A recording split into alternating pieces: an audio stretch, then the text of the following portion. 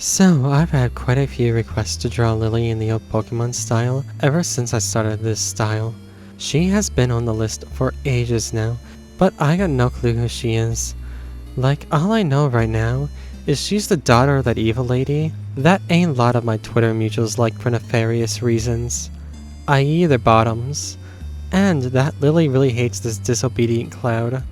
I had hoped to actually play Pokemon Ultra Moon more before I got around to drawing her.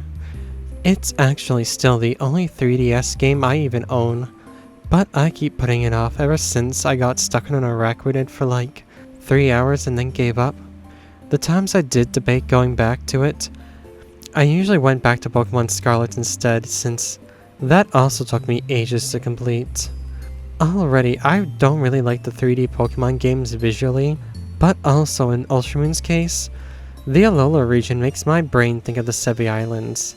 The addition to the post games of Leaf Green that were full of wonder and then disappointment for me when I was little. So many cool spots that have nothing. The unknown puzzle at least was really cool. I couldn't wait to learn what other puzzles there were around to get other rare Pokemon. In fact, in 4th grade, I learned a secret to find Celebi. Celebi was a Pokemon all of us knew from the movie, but none of us had any chance of having it. But then one day I heard in school that if you cut down every single spot of grass in Pattern Forest, it'll anger Celebi and she'll attack. I spent what felt like forever doing just that after school. There was no Celebi. There's nothing else cool to catch on those rocks. Except Larvitar, he's pretty cool at least. If you're about to tell me that this was dumb to believe in the first place, might I remind you that there was a rumor that the Hoenn Dot Cave wanted you to arrange specific fish in your party to unlock the tombs.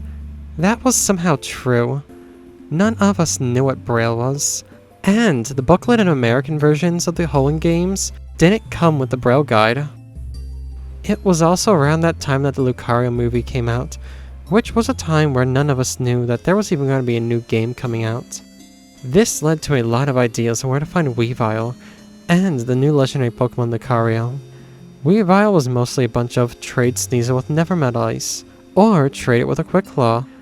Lucario, however, was usually linked to the Battle Frontier.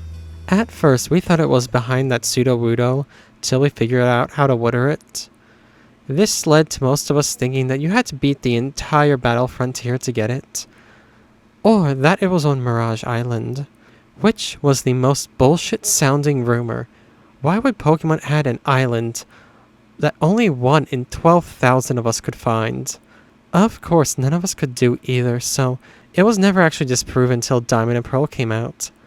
Both games with so many rumors to them too, but those ones were like 99% true somehow. I'm Chelsea, bye.